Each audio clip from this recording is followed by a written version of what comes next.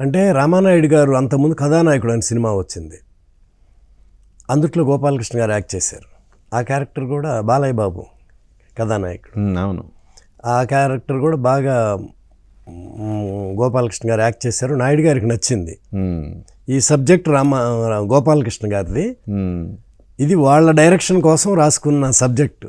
Okay, Naidu గారు request చేస్తే గోపాల్కి subject set అవ్వట్లేదు, ఈ సబ్జెక్ట్ గోపాల్కి ఇవ్వండి, లేదు మా డైరెక్షన్ రాసుకున్నాం అన్నారు నాయుడు గారు.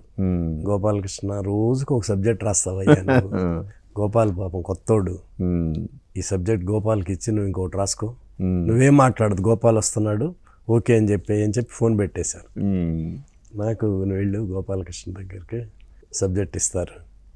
వెళ్ళా, కూర్చోన్నారు ఆయనను వాళ్ళ మిస్సెస్ బుజ్జమ్మ గారు. ఏంటి నాయుడు గారు పంపించారా అన్నారు.